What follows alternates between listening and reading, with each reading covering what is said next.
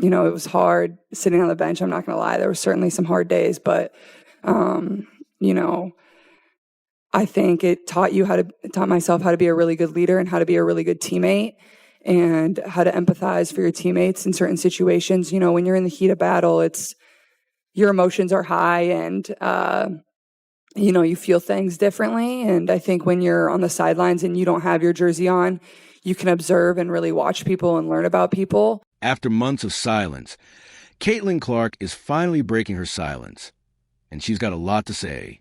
In her first interview since the injury that cut her season short, Caitlin opens up about the exact moment everything changed, what it felt like to watch from the sidelines, and the emotional grind of recovery.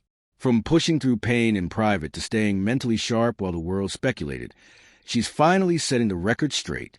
And wait till you hear what she reveals about how it all unfolded. Let's drop some love and well wishes for Caitlin in the comments below. What's the status of your health right now, and what specifically injury-wise between the ankle and the groin was it that prevented you from coming back this year? Yeah, honestly, I've been working really hard to get back to full health, and I feel like probably over these last couple of weeks is when I've probably started feeling my best. Obviously, my ankle kind of didn't allow me to really see where my groin was at. It was, I think, my second full court workout back when we were in, I don't even know what month that would have been, but I just went to kind of make a move, and unfortunately my ankle completely rolled all the way forward, and probably one of the worst sprains I've dealt with. This isn't how Caitlin sees it was supposed to end. She'd been fighting through a nagging groin issue when, during a routine workout, her ankle buckled, one of the worst sprains she's ever faced. Just like that, her comeback dreams took a massive hit. What made it even harder? She never got that defining moment. No farewell game, no closure. Day after day, she showed up believing she'd get her shot, only to face more setbacks. That kind of mental grind is something fans rarely get to see. I've just tried to stay positive the best I can, and but I honestly feel like I'm in a really good spot, and, people don't always realize, people that, are kind of in the basketball world, or whether if you're in other sports too, when you're injured, it's honestly more work than when you're playing. So, I've spent so much time here in this building this season just trying to get healthy and trying to kind of just get back to 100%. And honestly, I think that, if I never was, I obviously played that game in Connecticut, and that's where I kind of felt some more pain in my right groin, and then obviously had some tests and other things done. And, there was no decision of this is the end of my season. I had full intention of returning. And I think in a way that was probably positive for me, because that's how I approached every single day. Through all the pain and frustration, Caitlin refused to quit. She kept her head down and her heart in it. What most people don't realize, she says, is that being injured can be tougher than actually playing. The long, lonely gym sessions, the endless rehab, the constant questions. It's a whole different fight. But she pushed through one day at a time without attention or guarantees. Just grit. That's the part of her story we've never really heard. Until now. I came in here I was going to play. I was going to get back out on the court, and it probably would have been even more devastating and crushing knowing that I was never going to be able to put my uniform back on for the rest of the season. But, you just approach it every single day you attack and get better, and it'll be the same for me going forward. That work doesn't stop. And,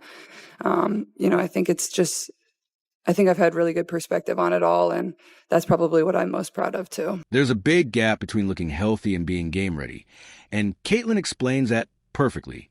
Shooting jumpers or a light jogger might look good on video, but it's nothing like live action. In a real game, you're not thinking, your body just moves. And that's where fear creeps in after injury. It's not about skill, it's about trust. Your body has to believe in itself again. That only happens through real contact, 5-on-5 battles, and game speed chaos.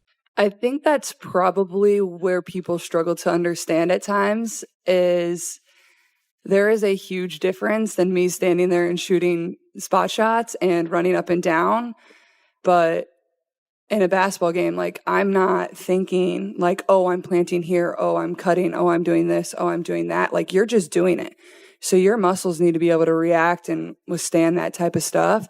So that's where the 5-on-5 becomes really critical. And then obviously the contact piece of it too. Like you don't know where you're going to be taking contact from, but you know, my goal, it was the end of October to kind of be out there and trying to get back to playing 5-on-5. That's why Caitlin's return isn't tied to a specific date. It's tied to trust. She's aiming to be fully back by late October. But for her, it's more than a physical timeline. Every sprint, every pivot, every collision is about rebuilding confidence. She knows recovery doesn't move in a straight line. But she's all in, smarter, stronger, and more focused than ever.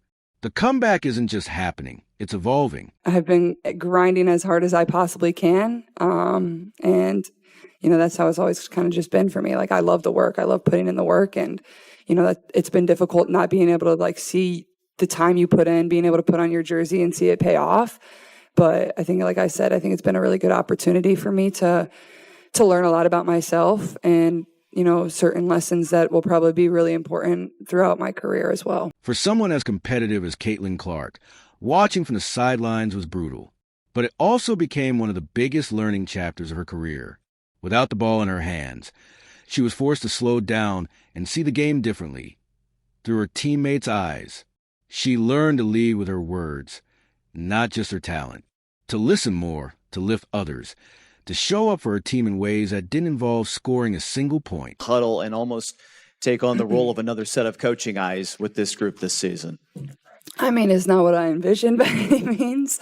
But, you know, I've talked with a few people about this. I think, you know, when I get a few years down here in my career, like, I think this is a moment in a season I'll look back on and be like, this is why I am who I am today. And that's obviously probably pretty challenging to think in that way right now, but I truly believe that. And, you know, it was hard sitting on the bench, I'm not going to lie. Caitlin admits it was far from easy. There were tough mornings, quiet frustrations, and moments where all she wanted was to be out there fighting beside her team. But in those moments, she found something deeper: empathy.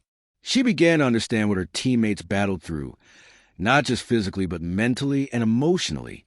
That kind of awareness, she says, is what separates good players from great leaders. And, you know, I don't think it was so much for me like the basketball. I mean, like, obviously you learn about basketball.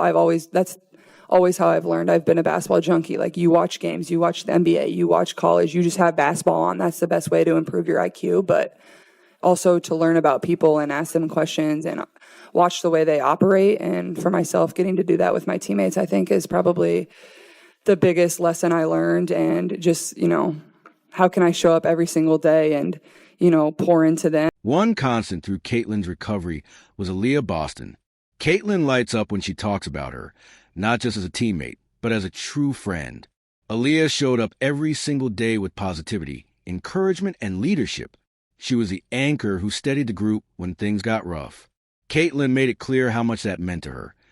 Going forward down the road, like, if I have a teammate that's injured or hurt or going through a tough moment, like, I know I will always show up for them and be there for them and check in on them, because it is an incredibly isolating thing. And you don't realize that until you go through it. And, you know, everybody says it, like, but you don't feel it unless you go through it. So I think all of that is probably what I learned most. And it wasn't just Aaliyah. Caitlin gave credit to the entire Fever squad for sticking together through every injury and setback. It was a next woman up mindset all season long. Whether it was a veteran going down or a rookie stepping up, the energy stayed the same. Show up, compete, support each other. That culture kept the team afloat. And for Caitlin, it wasn't just comforting, it was motivating. I mean, I think it's obviously AB's tremendous. Like, we've always had a great relationship, and that's what exactly you need between your post and your point guard. And she's always been somebody that's been there to check in and pick me up. But I think that goes for our entire team, and I think that speaks for our entire season. I don't think it would be, you know, I don't think we would have had the type of success that we had if it wasn't for the friendship or the empathy people showed one another or the next man up mentality. Like, that was shown across the board in our locker room. Being on the bench gave Caitlin a whole new view of the game. She got to see how her teammates handled pressure, adversity, and each other. She started to understand the unseen side of basketball, who steps up when things get tough, who who encourages, who leads in silence. Watching from the outside gave her lessons no film session ever could. She wasn't just observing plays. She was studying people.